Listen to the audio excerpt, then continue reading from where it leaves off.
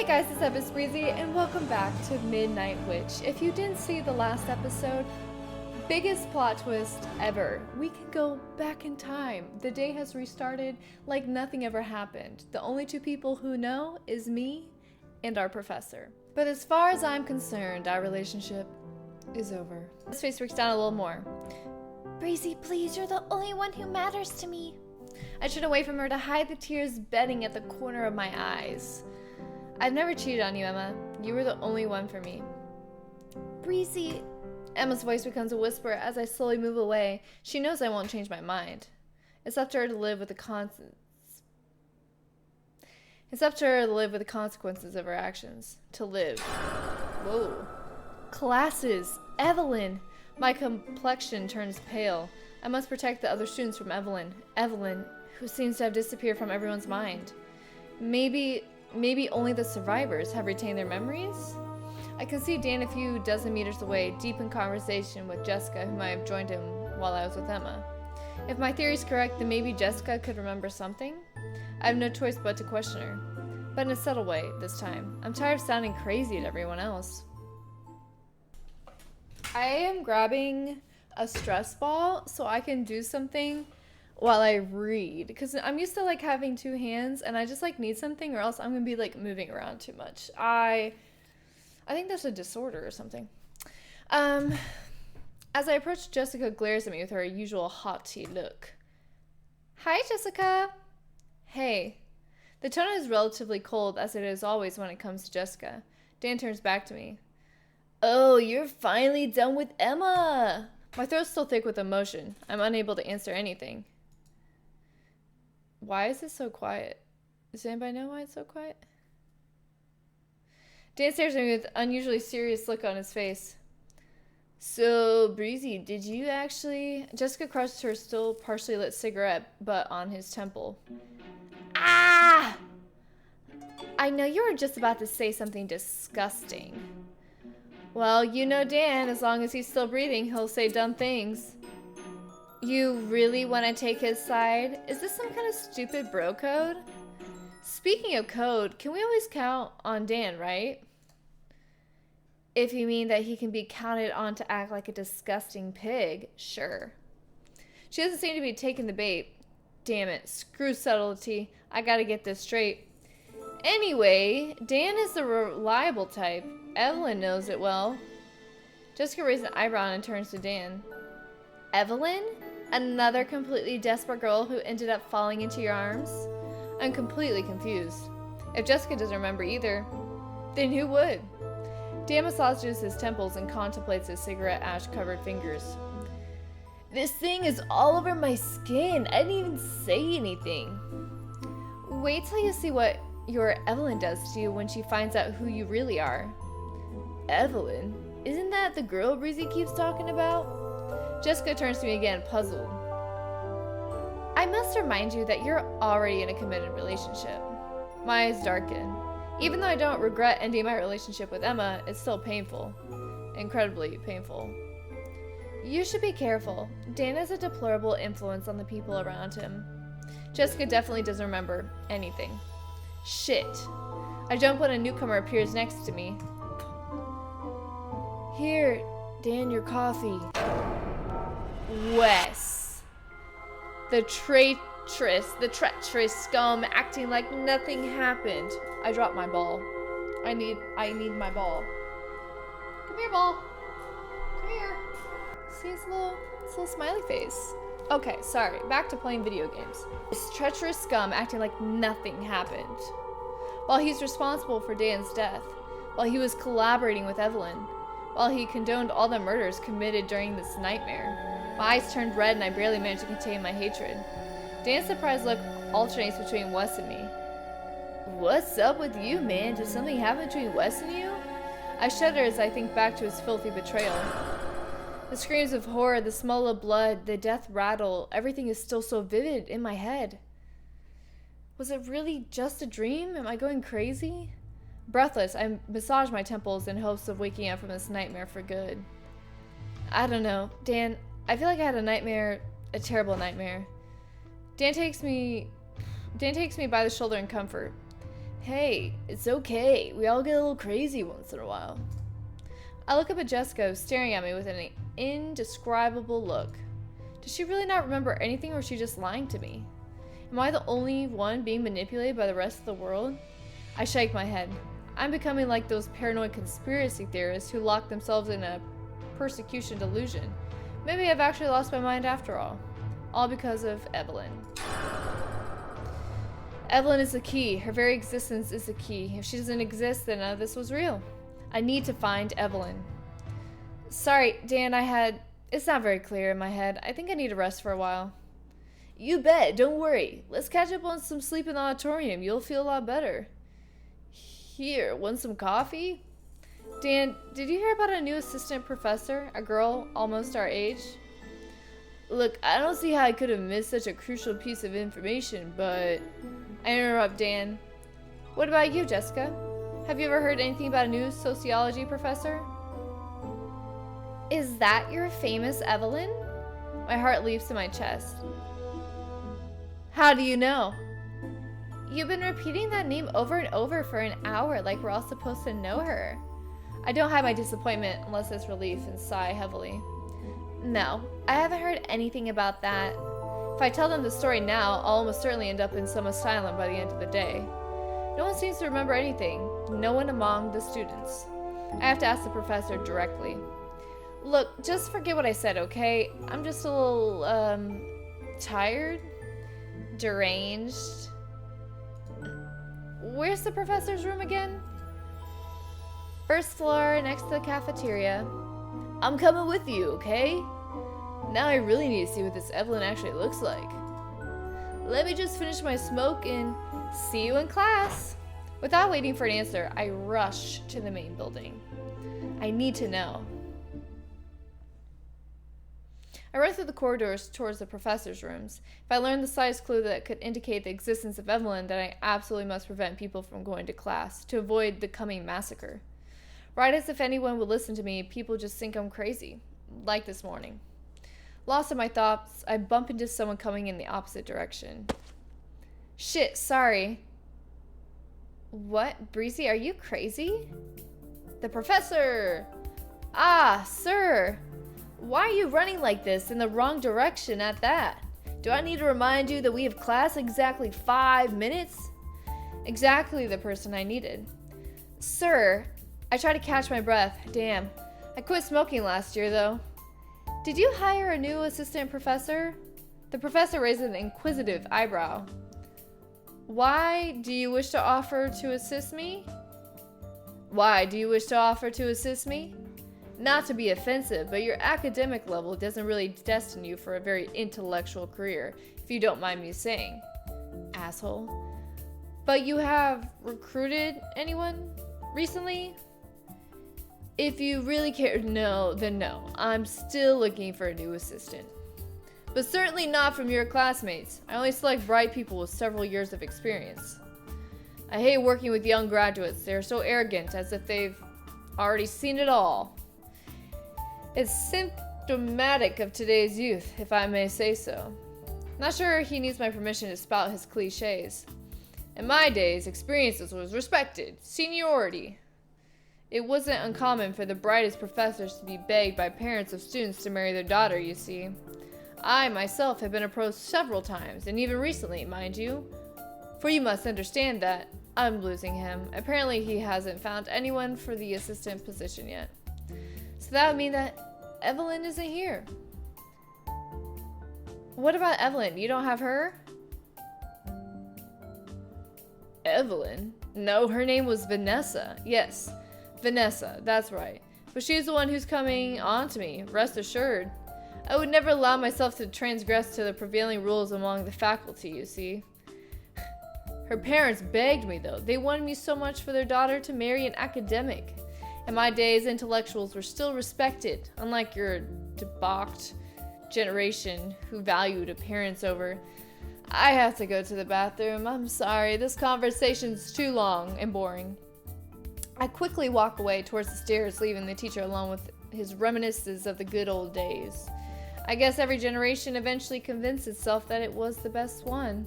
I shake my head to focus on Evelyn. No one. Absolutely no one seems to know her. As if she doesn't actually exist. Does this mean we're all really saved? I don't know about saved, per se. Gotta get lit to water. Ah. I finally enter the auditorium. I can barely repress a shiver. The last time I was there, the walls were covered in blood and the floor was littered with corpses. A certain nausea takes hold of me at the evocation of these morbid memories. I contemplate the noisy room, only populated by carefree students ready to face a new day of insipid classes. What? No terror, no suffering, no death. Just cheerful laughter and snatches of distressingly banal discussions. No one has heard of Evelyn. People are not quite sitting in the same place. The discussion seems different. Or not. I don't know. The only certainty is that I am the only one who remembers Evelyn. So that would mean she doesn't exist? It's the only rational explanation. Despite the terrifying realism of my nightmare, despite the pain I felt, it was only a figment of my imagination. The only alternative, not very reassuring, would be that I have gone completely crazy. Maybe. Let's hope I'm still sane. I slowly make my way to the row right in front of Dan, who's completely slouching in his seat as usual. I can see Emma sitting a little lower down, her face streaked with tears. The twins are trying to console her, their arms wrapped around her shoulders. I close my eyes and sigh. I don't get any satisfaction out of seeing her cry like that, but I couldn't stay with her.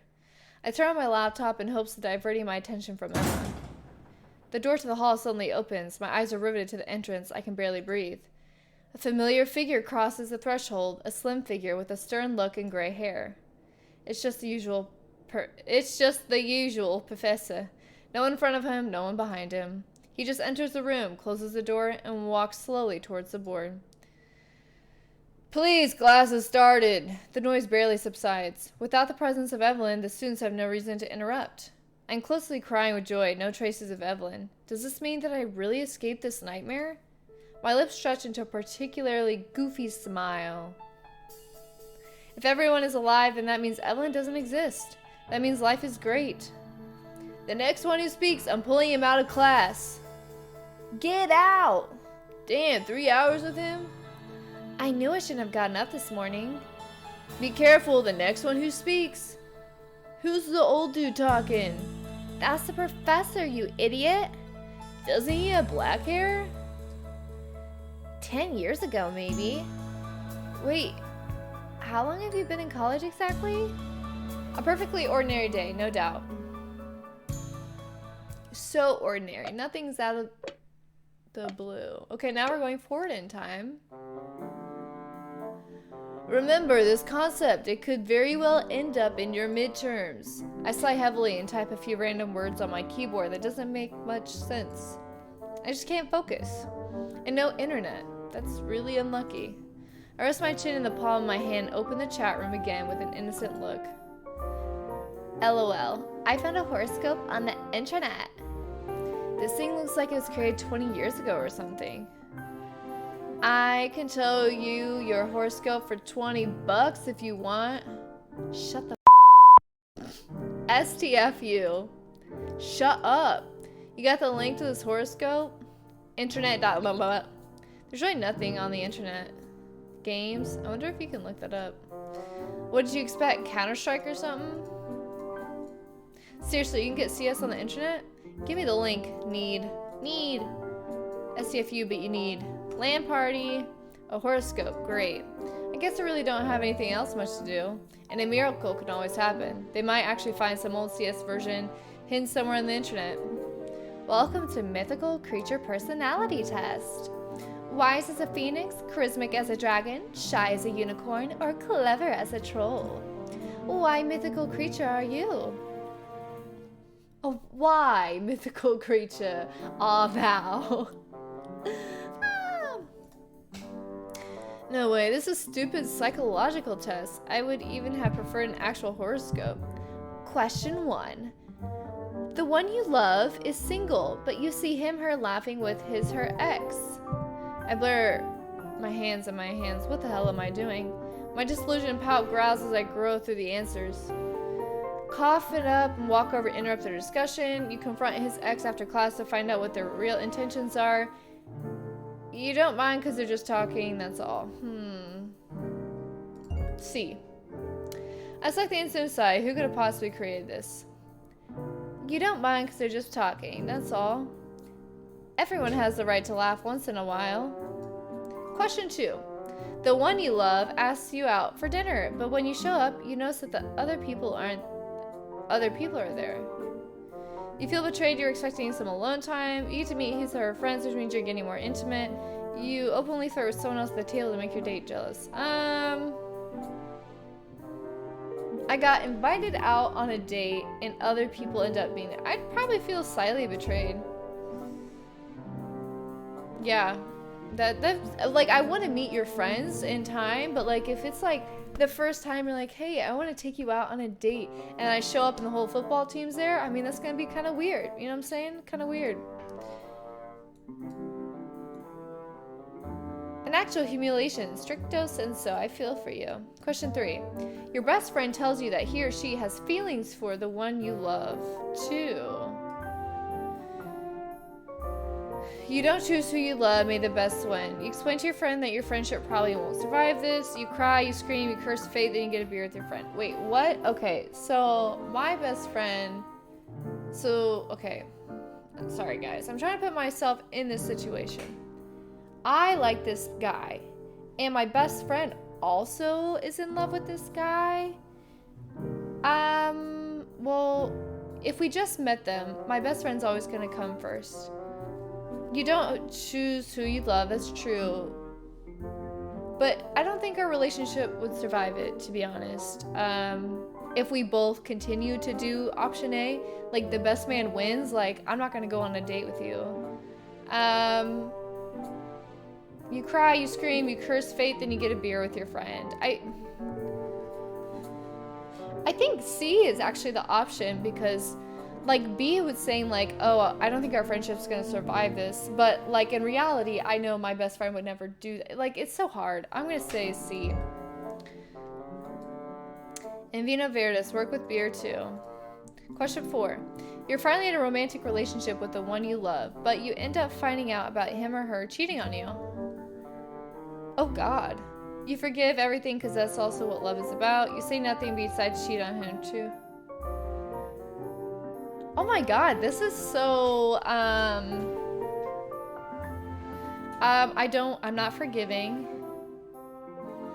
I'm also, this is making me say really bad things, you know what I mean? Because I'm not going to go and cheat in eye for an eye, no. I'm also not going to forgive you, but I don't want you to... Finally, a somewhat interesting question. Straightforward. Question 5. You find out that your chosen one has actually been cheating on you with your best friend. You leave them to rot together since they belong with each other. You pretend that you don't know anything, you're too committed to each other to break up now. You turn your affection to your pet to avoid committing murder.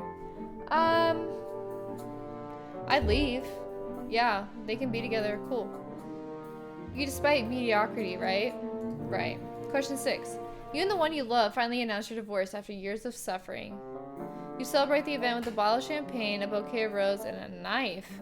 You expose his or her infidelity to your lawyer so that you can get full custody of the kids. You set fire to the apartment after giving her...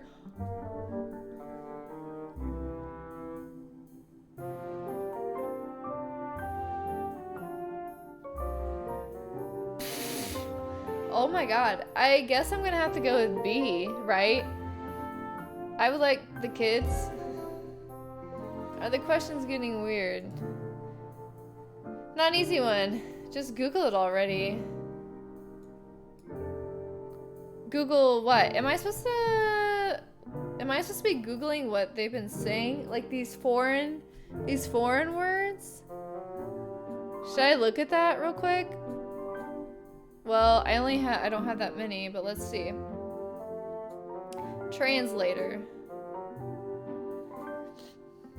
So we first had Aliyah Jakta ist, which means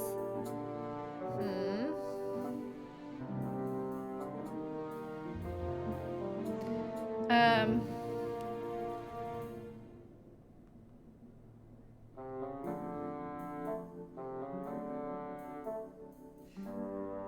So it's in Latin.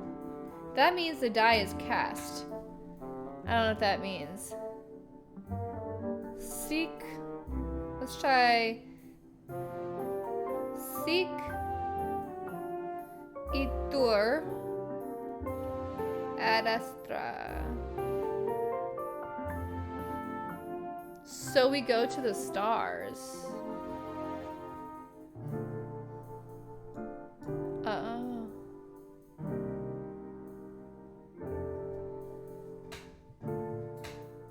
I'm gonna Google this long one that we just got. So, Adocter Caluminaire.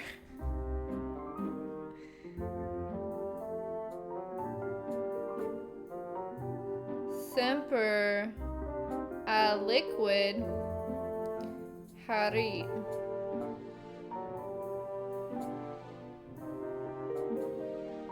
To slander boldly always has something to do with it. Not an easy one.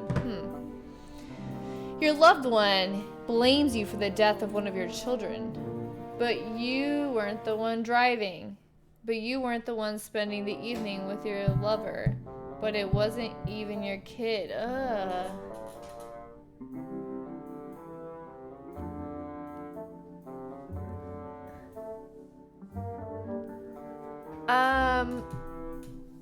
So if it wasn't our kid, then that means that she cheated on us. But you weren't the one spending the evening. That means I was cheating. But you weren't the one driving.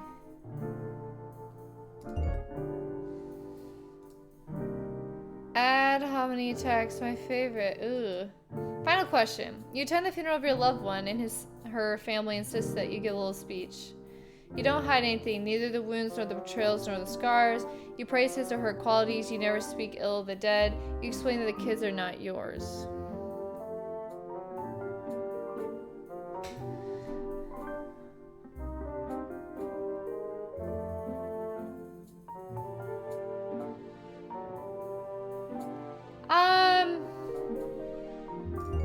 I don't really hide anything. Too bad you can't copy paste, right? Congratulations, you are a Hydra. What does this mean? A Hydra.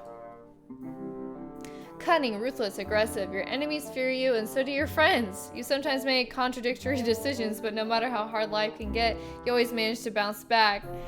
Man, if that is not me. Oh. A sort of lesser version of the phoenix, basically, and it seems your blood is poisoned, so be careful when you cut yourself. Alright, stop slacking off and do some work. See you soon. Yeah, that was most definitely Magic Mommy. I was expecting something particularly cheesy and pointless, but some of the questions were surprisingly messed up, as if the guy who created this thing didn't care about your actual result. Not to mention his condescending remarks in Latin. What the fuck was this? LOL, so it's not a horoscope actually? The guy who did this was a complete psychopath. And why would it have to be a guy? Oh yeah, I'm a dragon. Shut the front door. I know, I don't bother. Shut the front door. Get the front door out. How can I get the dragon, please? Hydra for me. No matter how hard life can get, you can always manage to bounce back. A sort of lesser version of the phoenix, basically. How can I get the dragon, please? Who else got the phoenix? Stop lying, bro. I did the test 15 times and phoenix doesn't exist. Jessica got it. Screenshot. How can I get the dragon, please? Shut up. You can't post a screenshot in this chat. I'm a cave troll. How can I get the dragon? Dragon. I turn back to my screen with a sigh and open the document that has my meager notes with regret.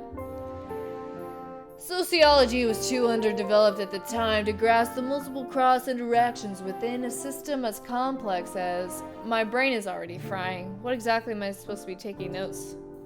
Yo, Breezy, do you know why Emma's crying? Dan is leaning so close toward me that he's almost flat on his stomach on this table. My gaze quickly darkens. Sorry, I don't really want to talk about it. My gaze swivels to the board and I start copying down words without even trying to figure out what they mean. That should be enough to put an end to this discussion. Did you guys have a fight? I don't want to tell him the whole story in front of everyone, not to mention that the wounds are still far too fresh. I need to take notes. Does that really mean anything? Holistic paradigm? Don't tell me that you cheated on her.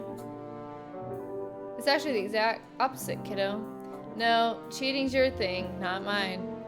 Mrs. Sociology? I'm sure the professor's trolling us. No way such a word actually exists. Like all the words you guys have had me say in this freaking game. Gosh. Try being me. Hey, I'm not the one in a relationship. He's becoming a tad bit annoying with his improvised couples therapy. I'm already having a hard time focusing on the class. Wait, seriously? It's not some kind of animal? Sorry, Breezy, I'm just worried about you. I freeze in my seat. Dan. I turn my head toward Dan jerkily, like a robot. This is impossible. Yo, why are you looking at me like that? Yeah, he looks terrifying right now. No. Breezy, are you okay, man? You look super pale. I turn my eyes to Emma and let out a cry of horror. No! Yo, Breezy, are you okay, man? You look like you're about to throw up. Emma, Dan, all the people who died during my nightmare, I'm this close to throwing up at Emma and Dan's decomposed faces. Please, it was just a nightmare. Breezy, what's wrong? You can't yell in class like that. Please do not. Breathless, I slowly turn my head towards the door of the room that just opened abruptly. The deep despair that takes hold of my confirms what my eyes struggle to analyze. Okay, but this look... Chef's kiss. I kinda like the witch. Like, yeah, she killed all my friends, but, you know, she's hot.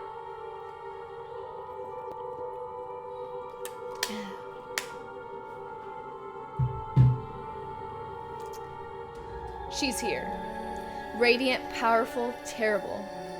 She's now wearing cascading long dress, like a witch's costume. She advances slowly towards the stage, her usual bright smile on the lips. All eyes are fixed on Evelyn, who seems to revel in the general attention. The astonishment which seizes the whole class borders on the absolute silence. Only the rustle of her blue dress can be heard, as if the whole universe was holding its breath. As she approached the desk, Evelyn turns her gaze to me and gives me a twinkling wink. Is everything okay, Rizzy? You look like you're surprised to see me. I stifle another howl. Evelyn is back. She's real. The nightmare is real. Evelyn? Evelyn gives me a big, condescending smile. Don't tell me you'd forgotten about me. That would be very vexing. Who are you? What are you doing here? Oh, is it because of my new dress? I thought you prefer this kind of clothes. Please, get out of... Evelyn casually holds out a finger towards the professor, whose torso literally explodes in a spray of blood. Ah! Evelyn spins around as if her new victim doesn't even exist. Look, a long witch's dress, just like in the video games. It doesn't take long for the screams to erupt around me. Most of the students rush to the door while the others dive under the tables. Just like in my nightmare. My nightmare that wasn't actually a nightmare. Evelyn slowly walks up the stairs towards my row, while a shapeless mass of students is clumped against the door that remains stubbornly closed. Open the door! It's jammed! Open the door, please! What the hell is happening? Open it, damn it! Get the fuck out of here! Get out! My eyes remain focused on Evelyn as she approaches me, completely unperturbed.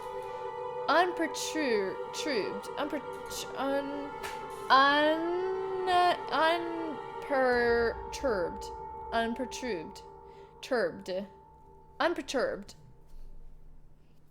It's the knockoff dictionary. Sorry, guys. By the screams echoing through the room.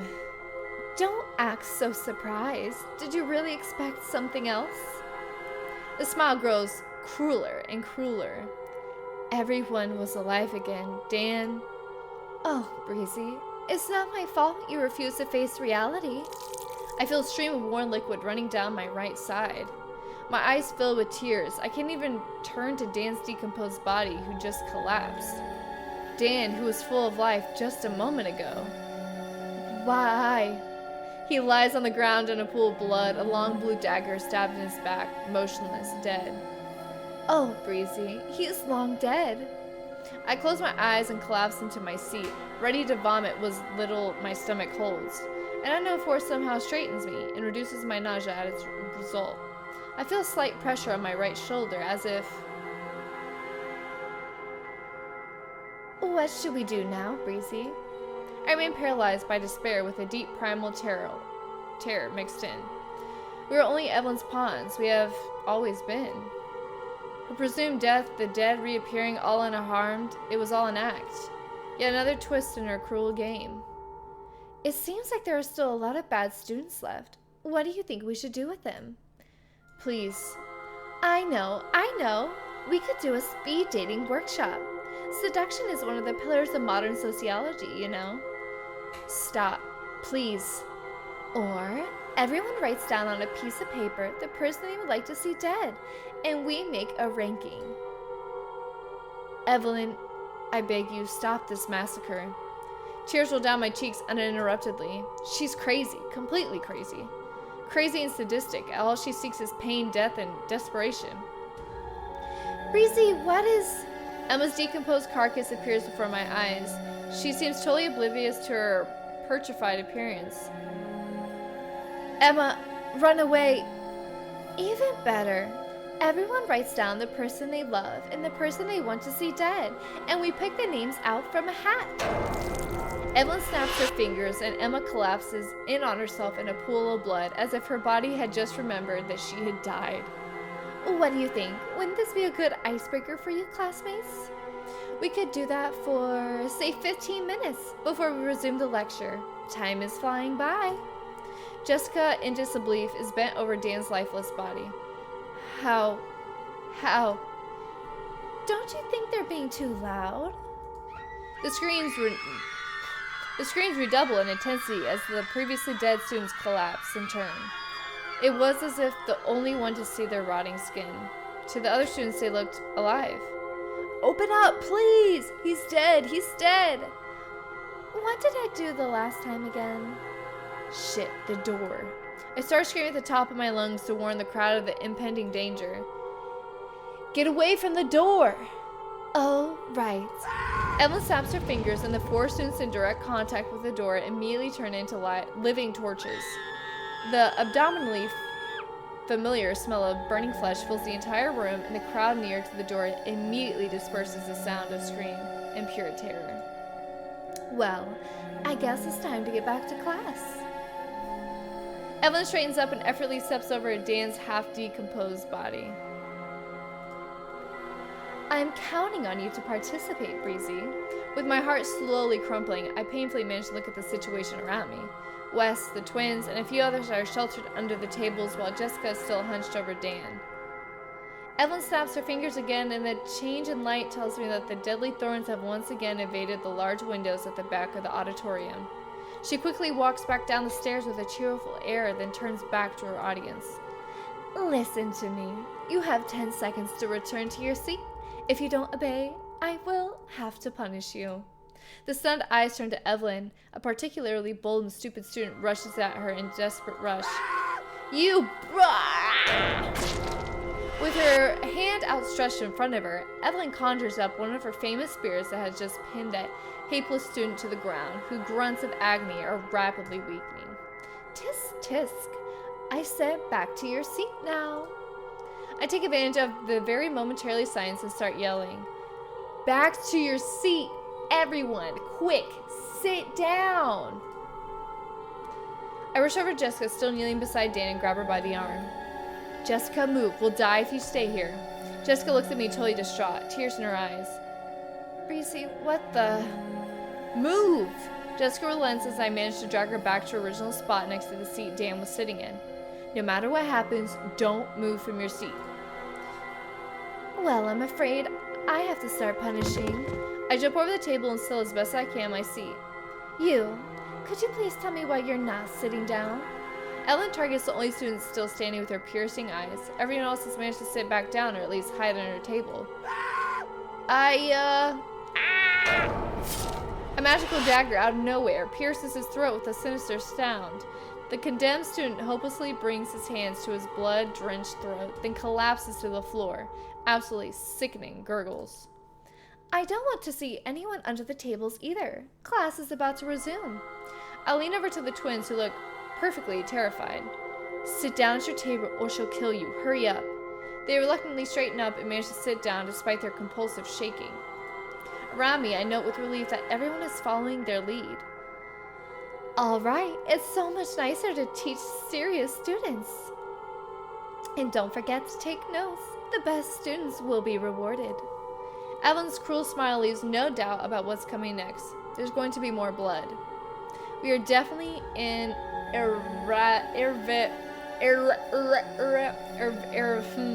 we're definitely irrevocably doomed. Oh, we are doomed. Oh, man. Alright guys, that's the end of this episode for Midnight Witch. This actually went a lot different than I was expecting, but I'm really enjoying this gameplay so far, and I'm kind of constantly on my toes, and I don't know what the quiz we just did is going to reflect in this next episode. So I hope you guys are enjoying this series, and I will see you in the next episode. Bye-bye!